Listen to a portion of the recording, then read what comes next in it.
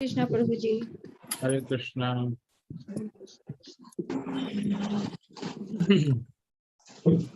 आइए मंगलाचरण प्रारंभ करते हैं। सबसे पहले जब तक बिल्कुल प्रभु जी आ जाएंगे।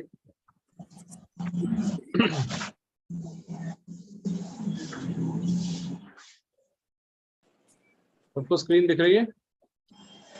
जी प्रभु जी। जी प्रभु जी। ठीक।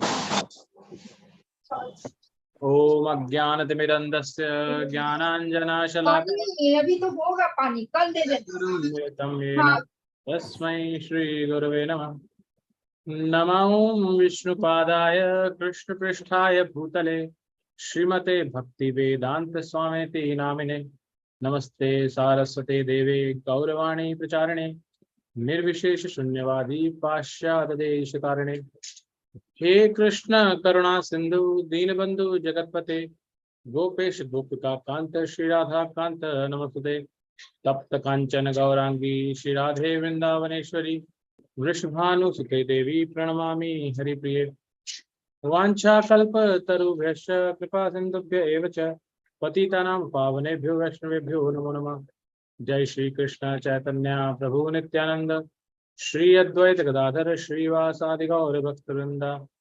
हरे कृष्णा कृष्ण कृष्ण हरे हरे हरे राम राम राम हरे हरे।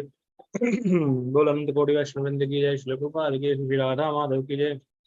जय भगवत गीता यथारूप की जय। और करते हैं जहां हमने कल छोड़ा था उससे आगे। जो पढ़ना चाहते हैं वो हैंड रेज रखेंगे।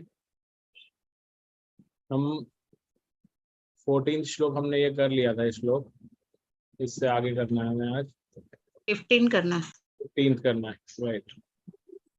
तो इसको पढ़ेंगे। जो पढ़ना चाहते हैं हैंड रेज करें। तो पंकज माता जी आपसे स्टार्ट करते हैं।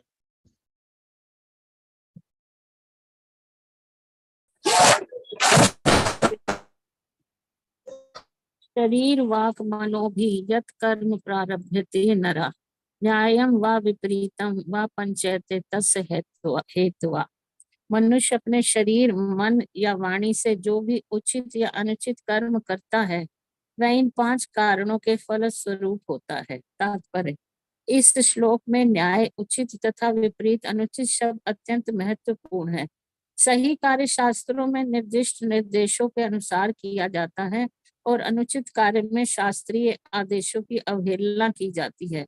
किंतु जो भी कर्म किया जाता है उसकी पूर्णता के लिए इन 5 कारणों की आवश्यकता पड़ती है।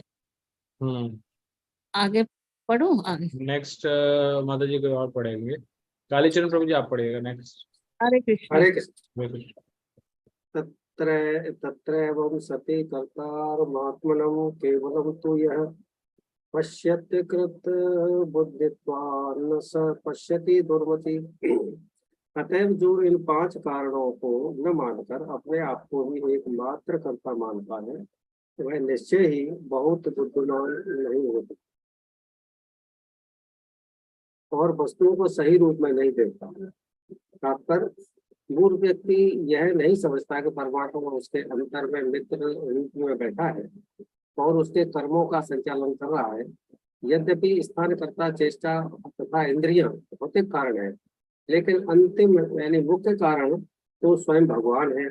अतः मनुष्य को चाहिए कि केवल 4 भौतिक कारणों को ही न देखे, अपितु परम सक्षम कारण को ही देखे। जो परमेश्वर को नहीं देखता वह अपने आप को ही कर्ता मानता है। हरे कृष्ण भैया। हरे कृष्ण। तो ये जो 2 श्लोक हमने पढ़े, ये जो हमने अभी तक श्लोक कल पढ़े थे, 2 श्लोक कल हमने पढ़े थे, उन्हीं की कंटिन्यूएशन में है कि 5 कारण कौन से हैं। और उन 5 कारणों में आगे फिर ये बताया गया कि जो कुछ भी है, जो हमें आज ये शरीर मिला है, जिस तरह का हमारे संस्कार हैं जो मन के ऊपर छपे हुए हैं, जो कुछ भी सही गलत हम कर्म करते हैं उनके द्वारा है। और ये 5 कारण ही उसको देते हैं। अगले श्लोक में भगवान बताते हैं जो इनको ना देख करके स्वयं को कर्ता मानता है वो क्या है, वह बहुत बुद्धिमान नहीं है।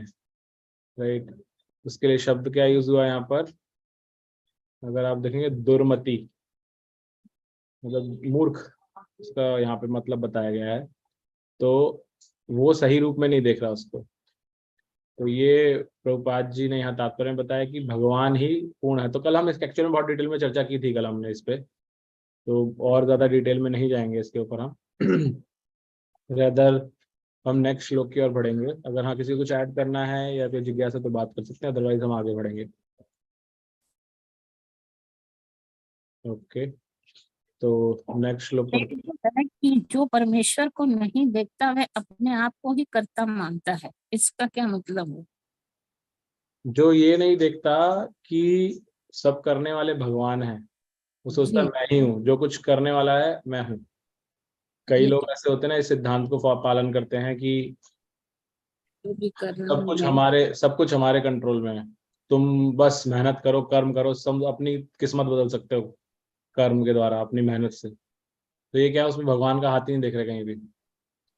वो पूर्ण रूप से अपने आप को कंट्रोल, जो ऐसा व्यक्ति है वो अपने आप को कंट्रोलर समझता है, राइट। वो ये नहीं सोचता भगवान कंट्रोलर है, वो सब मैं ही कंट्रोलर हूँ, जैसा मैं चाहता हूँ वैसा होगा। हमने जब ये आसुरी व्यक्तियों के गुण पढ़े थे उसमें आया था, ऐसा व्यक्ति सोचता है मैं सब कुछ कर रहा हूँ, बाकी सब मेरे पीछे हैं, वो दुश्मन है, ये मेरा घर है, मेरा परिवार है, और जो मेरे से आगे अड़ेगा उसको मैं समाप्त कर दूंगा।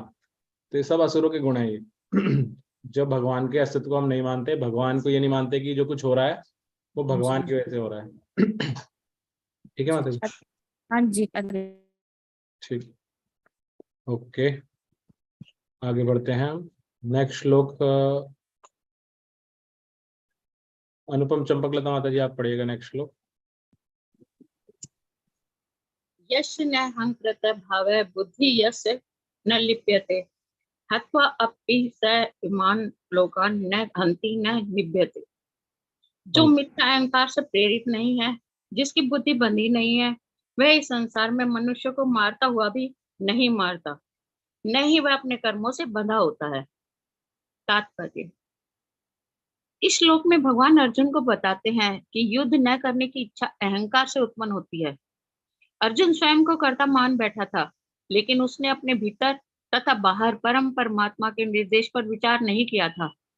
यदि कोई यह न जाने कि कोई परम निर्देश भी है, तो वह कर्म क्यों करे?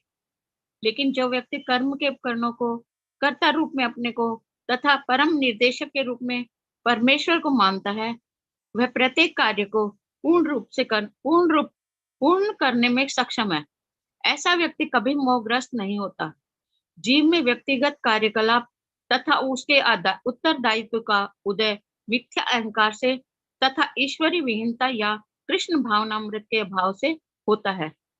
जो व्यक्ति कृष्ण भावनामृत में परमात्मा या भगवान के आदेशानुसार कर्म करता है, वह वध कहलाता हुआ भी वध नहीं करता। नहीं वह कभी ऐसे वध के फल भोगता है। जब कोई सैनिक अपने श्रेष्ठ अधिकारी सेनापति की आज्ञा से वध करता है, तो उसको दंडित नहीं किया जाता। लेकिन यदि वही सैनिक स्वेच्छा से वध कर दे, तो निश्चित रूप से न्यायालय द्वारा उसका निर्णय होता है। हरे कृष्ण।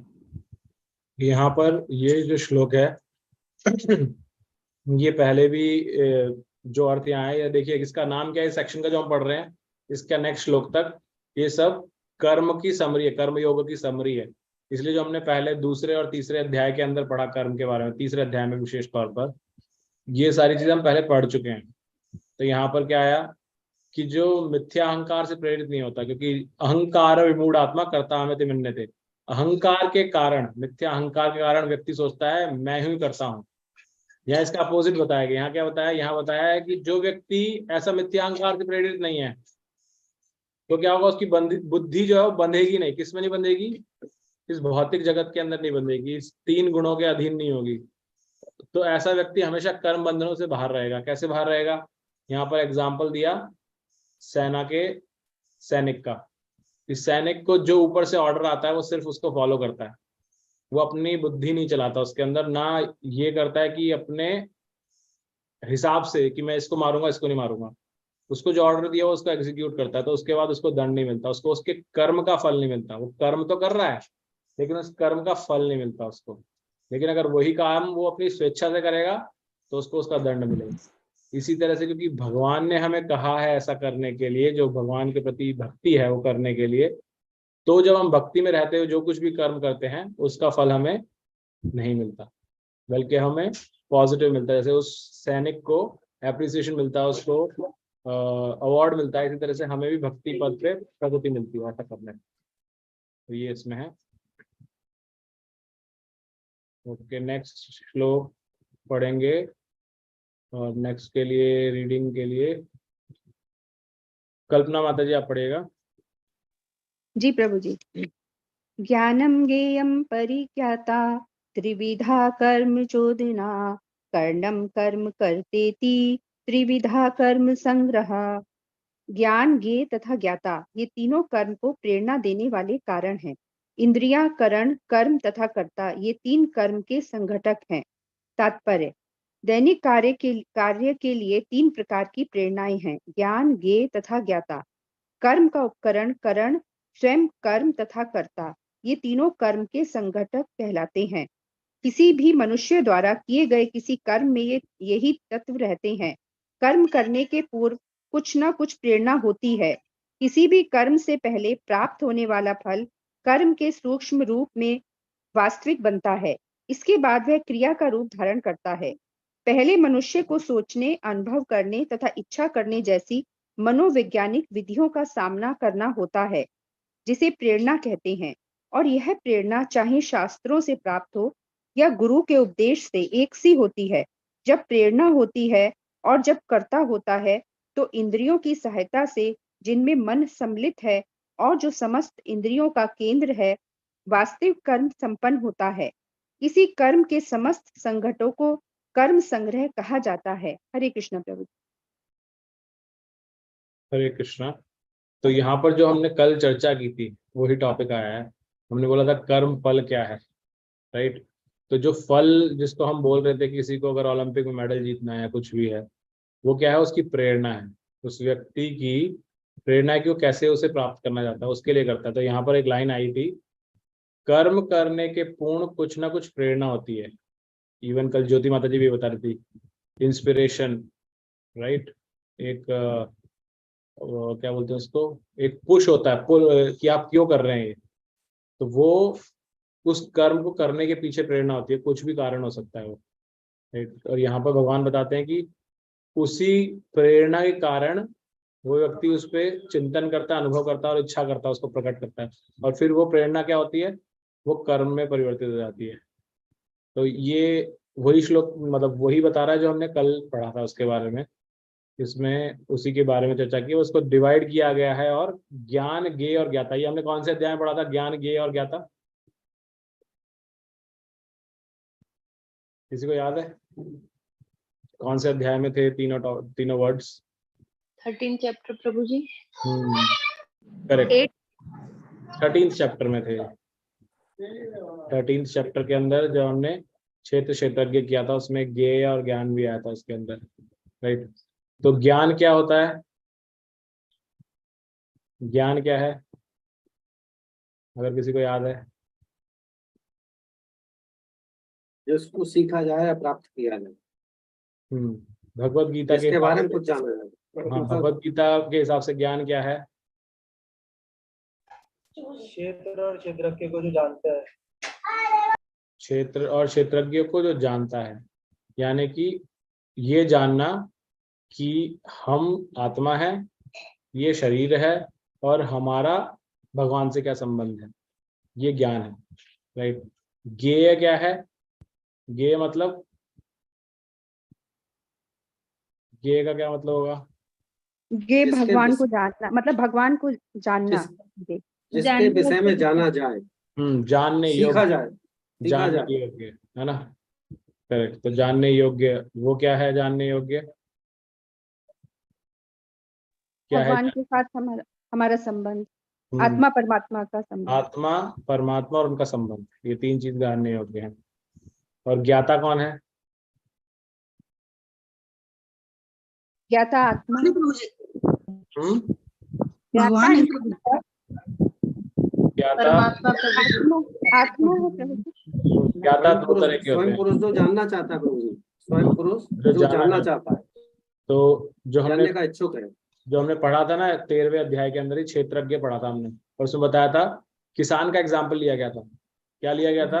किसान जो होता है उसको अपनी भूमि का पता होता है कि ये बाउंड्री मेरी भूमि की है, मेरी हाँ। भूमि की मिट्टी कैसी है, राइट, ये मेरा खेत है इतना बड़ा।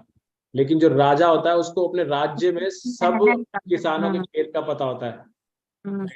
इसी तरह से उसमें बताया गया था जो क्षेत्रज्ञ है वो भी दो प्रकार के हैं, या यहाँ पे जो हम ज्ञाता कर रहे हैं कि दो प्रकार के हैं। एक है अणु, यानी कि हमें सिर्फ इस शरीर के बारे में, इस क्षेत्र के बारे में पता है सब कुछ, दूसरे के क्षेत्र के बारे में नहीं पता। लेकिन भगवान परमात्मा हर क्षेत्र के ज्ञाता हैं, तो इसलिए परमात्मा पूर्ण ज्ञाता है और हम आंशिक ज्ञाता हैं, राइट। तो ये हो गए इसके कारण, प्रेरणा के देने वाले कारण। फिर आया था घटक, जो इसको निर्माण करते हैं, इसके लिए का जो कर्म किया जाता है वो क्या है? वो कल हमने पढ़ा था 5 चीजों में। पहली चीजें इंद्रियां हेल्प करती हैं, जो अंदर से प्रेरणा आती है उसको, विचार को। फिर एक्चुअल में वो एग्जीक्यूशन होता है, वो कर्म होता है, और जो कर रहा है वो करता है। ये 3 चीजें मिलकर के से घटक बनते हैं। अब ये था जो हमने, इस अध्याय का एक्रोनिम क्या है, कोई बताएगा? स्माइल। स्माइल। तो स्माइल में जो एस था वो क्या था? समरी ऑफ कर्मयोग। है ना, समरी ऑफ कर्मयोग। कर्मयोग जो हमने अब तक पढ़ा है 18 अध्यायों में, उसका समराइजेशन था, उसका निचोड़ था, या उसको निचोड़ नहीं बोलेंगे, उसको एक बार जैसे रिवीजन करते ना वैसा था। तो वो इस श्लोक तक था। यहाँ पे सब आपने पढ़ा, सब कर्म के बारे में आ रहा है अलग अलग तरीके से। अब इससे अगला शुरू हो जाएगा एम, स्माइल का एम। एम क्या है? Force of nature. Force of nature, यानी कि प्रकृति के 3 गुण। अब अगला श्लोक से वो शुरू हो जाएगा, और आई थिंक 44 श्लोक तक वही चलेगा, तो हम उसको पढ़ेंगे। नेक्स्ट श्लोक किरण तिवारी माता जी आप पढ़िएगा।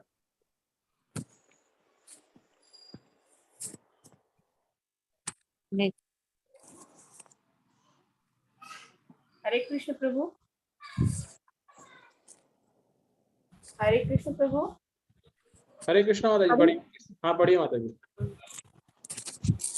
ज्ञानं कर्म च कर्ता च त्रिदेव गुण भेदतः प्रोच्यते संस्थाने यथा वृत्तिनुत्थान्यते। प्रकृति के 3 गुणों के अनुसार ज्ञान, कर्म तथा कर्ता के 3 भेद। अब तुम मुझसे इन्हें सुनो। 14वें अध्याय में प्रकृति के 3 गुणों का विस्तार से वर्णन हो चुका है। उस अध्याय में कहा गया था कि सतोगुण प्रकाशक होता है, रजोगुण भौतिकवादी तथा तमोगुण आलस्य तथा प्रमाद का प्रेरक होता है। प्रकृति के सारे गुण बंधनकारी हैं, वे मुक्ति के साधन नहीं है। यहाँ तक कि सतोगुण में भी मनुष्य बद्ध रहता है। 17वें अध्याय में विभिन्न प्रकार के मनुष्यों द्वारा विभिन्न गुणों में रहकर की जाने वाली विभिन्न प्रकार की पूजा का वर्णन किया गया। इस श्लोक में भगवान कहते हैं कि वे तीनों गुणों के अनुसार विभिन्न प्रकार के ज्ञान, कर्ता तथा कर्म के विषय में बताना चाहते हैं। हरे कृष्ण माता जी, थैंक यू प्रभु। हरे कृष्ण। कुसुमलता माता जी आप नेक्स्ट पढ़ेंगे। हाँ जी प्रभु जी, हरे कृष्ण। कृष्ण माता जी, यस। सर्वभूतेषु येन एकम भावम् अव्ययम् इक्षते अविभक्तं विभक्तेषु तत् ज्ञानं विद्धि सात्विक। जिस ज्ञान से अनंत रूपों में विभक्त सारे जीवों में एक ही अविभक्त आध्यात्मिक प्रकृति देखी जाती है, उसे ही तुम सात्विक जानो।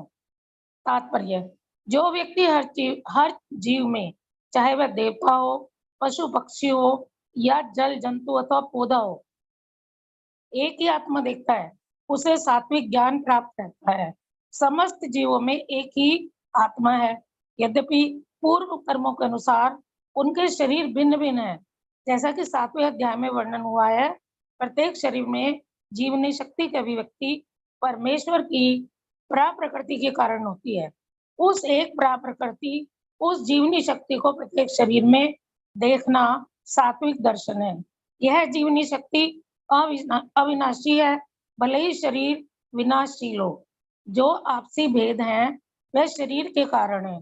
चूंकि बद्ध जीवन में अनेक प्रकार के भौतिक रूप हैं, अतः जीवनी शक्ति विभक्त प्रतीत होती है। ऐसा निराकार ज्ञान आत्म साक्षात्कार का एक पहलू है।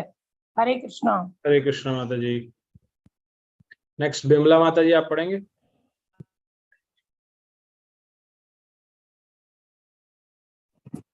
हरे कृष्ण प्रभु जी। हरे कृष्ण माता जी, हाँ पढ़िए।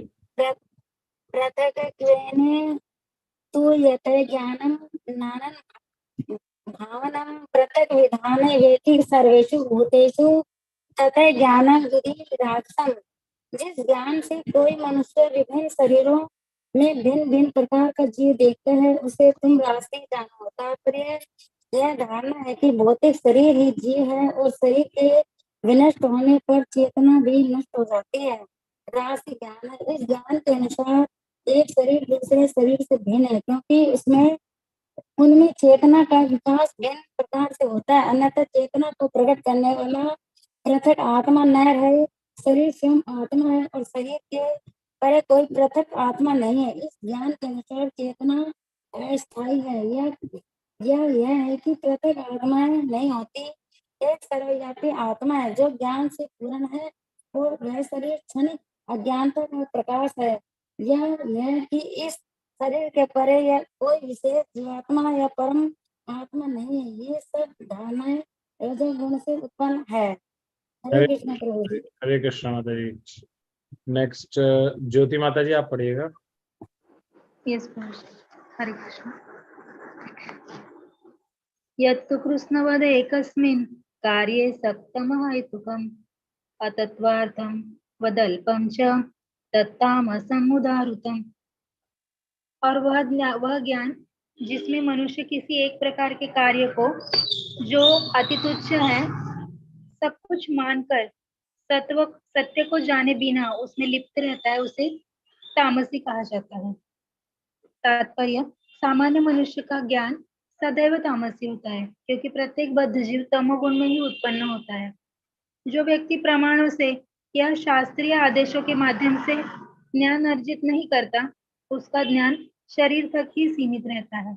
उसे शास्त्रों के आदेशानुसार कार्य करने की चिंता नहीं होती। उसके लिए धन ही ईश्वर है और ज्ञान का अर्थ शारीरिक आवश्यकताओं की तुष्टि है। ऐसे ज्ञान का परम सत्य से कोई संबंध नहीं होता। यह के ज्ञान तथा खाने सोने रक्षा करने तथा मैथुन करने का ज्ञान जैसा है। ऐसे ज्ञान को यहाँ पर तमोगुण से उत्पन्न बताया गया है। दूसरे शब्दों में इस शरीर से परे आत्मा संबंधी ज्ञान सात्विक ज्ञान कहलाता है। जिस ज्ञान से लौकिक तर्क तथा चिंतन मनोधर्म द्वारा नाना प्रकार के सिद्धांत तथा वाद जन्म ले तो वह राजसी है और शरीर को सुखमय बनाने के लिए बनाए रखने वाले ज्ञान को तामसी कहा जाता है। हरे कृष्ण। हरे कृष्णा। तो यहाँ पर हमने ज्ञान के 3 भेद देखे कि ज्ञान कैसे 3 अलग अलग रूपों में होता है। सबसे पहले बताया गया सात्विक ज्ञान। सात्विक ज्ञान के बारे में कोई बताएगा क्या, कैसे हम सात्विक ज्ञान, किसे कहा गया सात्विक ज्ञान?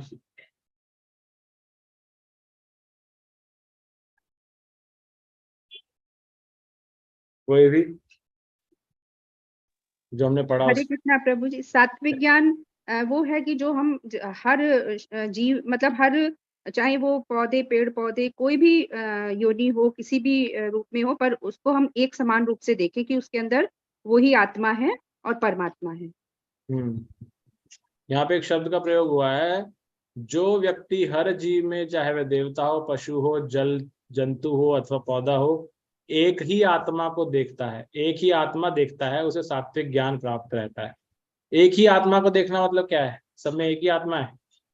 एक ही आत्मा मतलब सब में भगवान है, सब में परमात्मा है और सब में वो आत्मा मतलब शरीर अलग अलग है लेकिन वो आत्मा जैसे हमारे अंदर है वैसे ही वो उसमें भी है। शरीर का भेद है। सब में आत्मा एक ही है कि सब में अलग अलग आत्मा है? नहीं, आत्मा तो सब में अलग अलग है मतलब अणु रूप में। परमात्मा एक है सब में। ओके। और कोई कुछ बोलना चाहता है?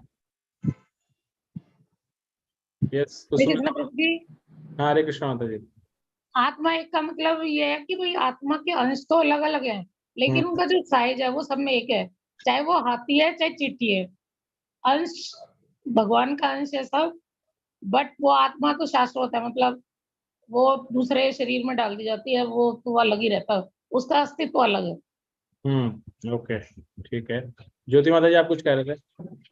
हाँ प्रभु जी, इसमें सेकेंड अध्याय में जो है ना कि आत्मा के टुकड़े नहीं हो सकते, तो ये थोड़ा सा उसमें मीन्स आता है कि एक ही अविभक्त आध्यात्मिक स्वभाव सब में ये होता है। मीन्स आत्मा के टुकड़े नहीं होते, इसका मतलब है कि वो जो मीन्स भगवान का जो परमात्मा स्वरूप है वो प्रत्येक शरीर में हमेशा विद्यमान रहता है। इस मीन्स इस जीवन में और अगले जीवन में भी।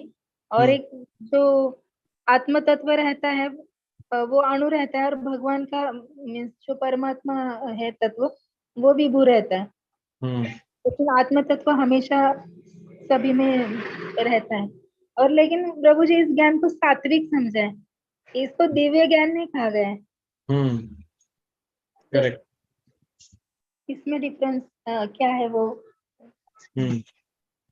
तो सिर्फ ये अंडरस्टैंडिंग होना कि हम ये शरीर नहीं आत्मा है और सब में आत्मा विराजती है, ये एक हाफ ट्रुथ है। जो हमने ज्ञान अभी पीछे पढ़ा था ना, ज्ञान क्या है, तो ज्ञान ये बोलना कि हम शरीर नहीं आत्मा है, ये अधूरा ज्ञान है। पूर्ण ज्ञान क्या है? कोई बताएगा पूर्ण ज्ञान क्या है? जैसे कि मान लिया जाए कि कोई ये बोले कि मैं बंबई में रहता हूँ, तो क्या सिर्फ बंबई में बोलने से आप पहचान जाएंगे कहाँ रहता है वो? ये अधूरा एड्रेस है कि कंप्लीट एड्रेस है? Incomplete address. अधूरा है। इनकम्प्लीट है ना। पूर्णता के लिए क्या चाहिए? पूरा एड्रेस चाहिए, पूरा एड्रेस चाहिए, कहाँ पे रहता पूरी है, जानकारी चाहिए, पूरे एग्जैक्टली उसकी बिल्डिंग, उसका लोकेशन। नंबर तक चाहिए, है ना, पिन कोड वगैरह सब चाहिए। इसी तरह से ये ज्ञान अधूरा है अगर ये बोले कि हम ये शरीर नहीं आत्मा है। क्यों अधूरा है? क्योंकि ये अपूर्ण है अपने आप में ही। ये अंश, हम आत्मा है लेकिन वो आत्मा किसका अंश है? भगवान का अंश है, और हम भगवान के नित्य दास हैं। भगवान के साथ अपने संबंध को भी प्राप्त करना ही ज्ञान है। तो जो सात्विक ज्ञान है उसमें वो नहीं आता, जैसे ही वो आ जाएगा, और इसलिए शुद्ध सत्व बोला जाता है भक्ति को, क्योंकि उसमें वो चीजें, वो वाला ज्ञान ऐड हो जाता है साथ में। तो यहाँ पे ना भगवान ने बोला, ना प्रभुपाद जी ने तात्पर्य में लिखा उसके बारे में, इसलिए उसको सिर्फ सात्विक ज्ञान बताया गया। लेकिन वो स्टेप 1 है। अगर कोई ये जीव ये भी समझ जाता है कि हम आत्मा है शरीर नहीं है, तो एटलीस्ट वो पॉजिटिव ट्रैक पे है। अब बस उसे आगे का एड्रेस दिखाना है ना। हेलो, ये डिफरेंस है। Hello, hello. ठीक है। फिर हमने पढ़ा उसके बारे में राजसिक ज्ञान। तो राजसिक ज्ञान क्या भिन्न है राजसिक में? क्या कोई बताना चाहेगा इसमें?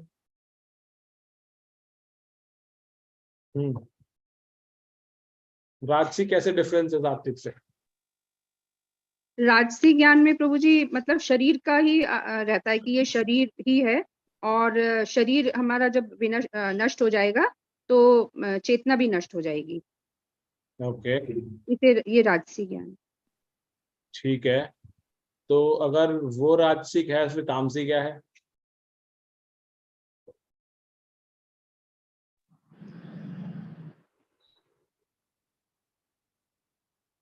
प्रभु जी वो अपने आप को शरीर ही मानता है, आत्मा को नहीं देखता है। तो राजसी में क्या मान रहा है अपने आप को?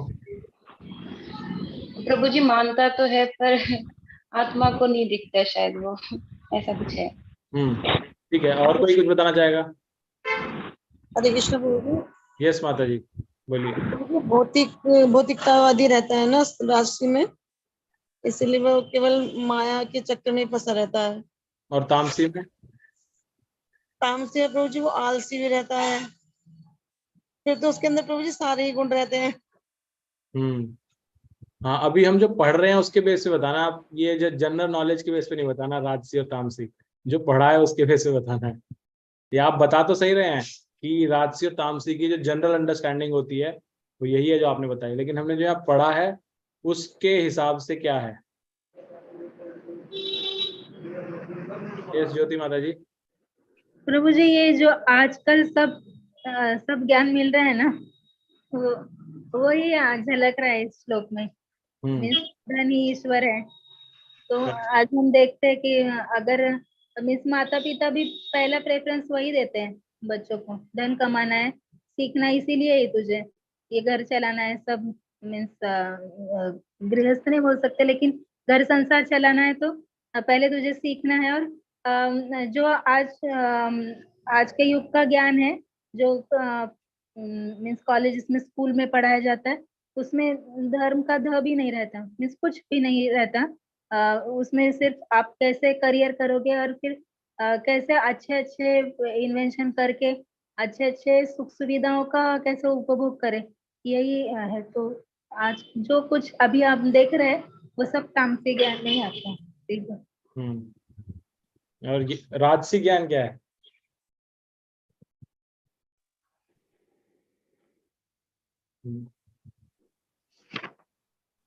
प्रभु जी मुझे राजसी बोलिए माता जी।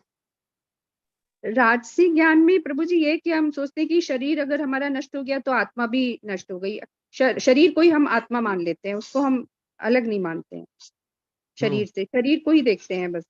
ठीक है, और कोई? इंदुलेखा माता जी आप कुछ कह रहे थे?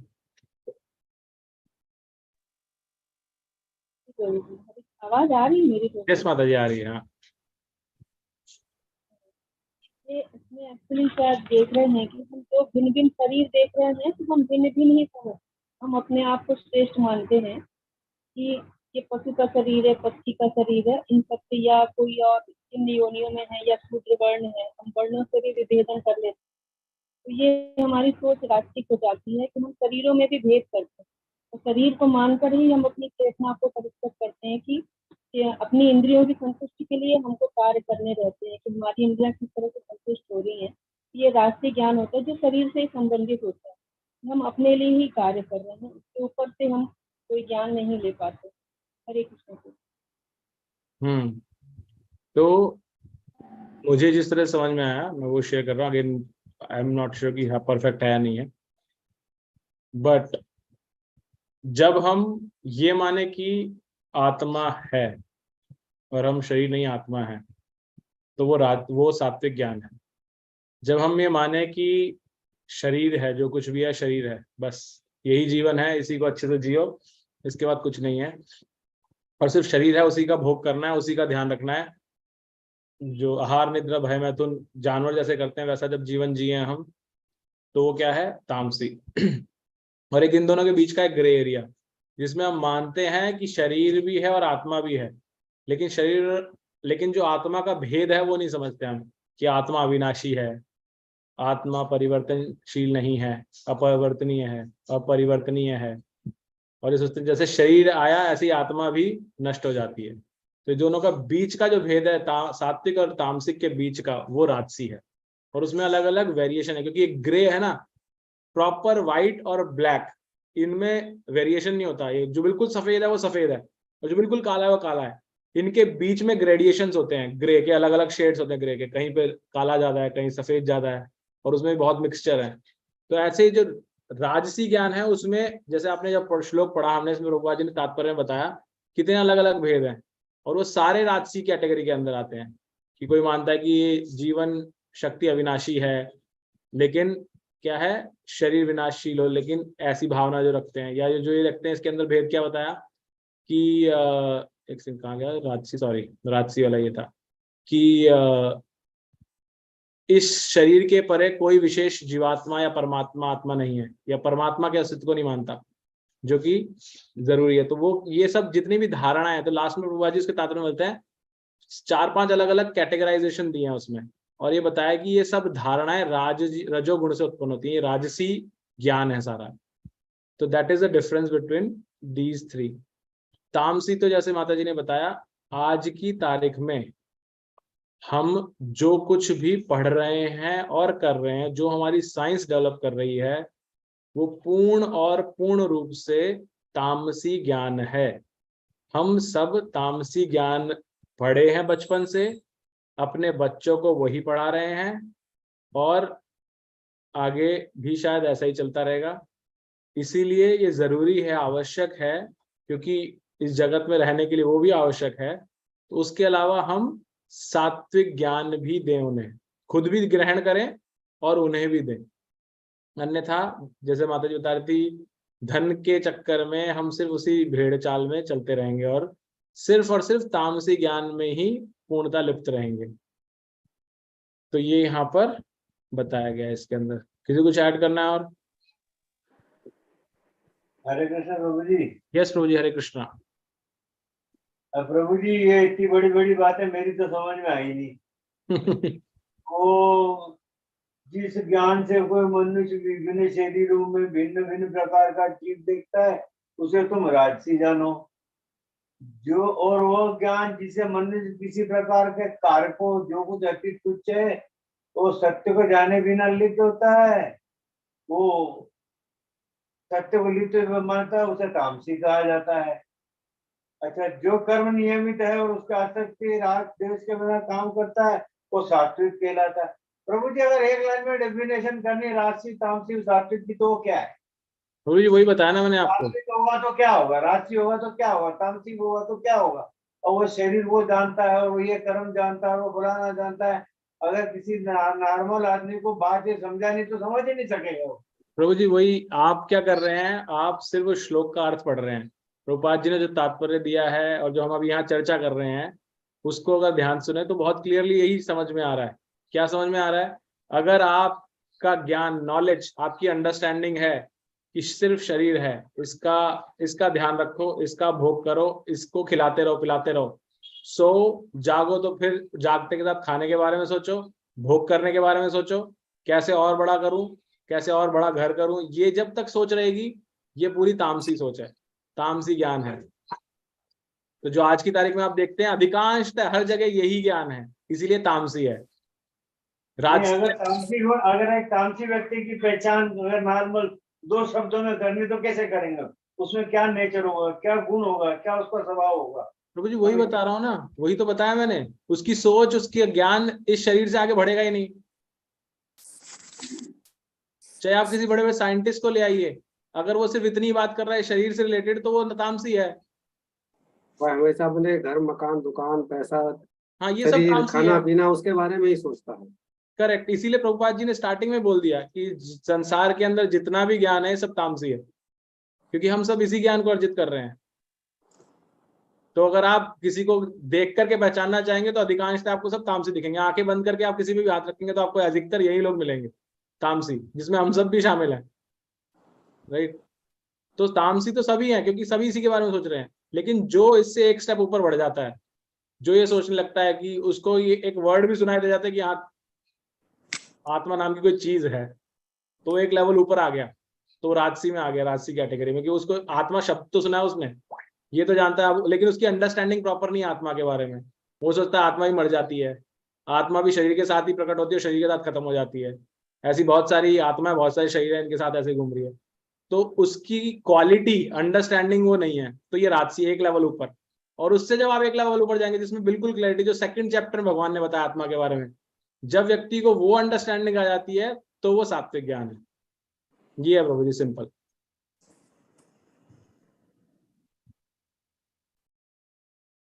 ठीक है, ओके।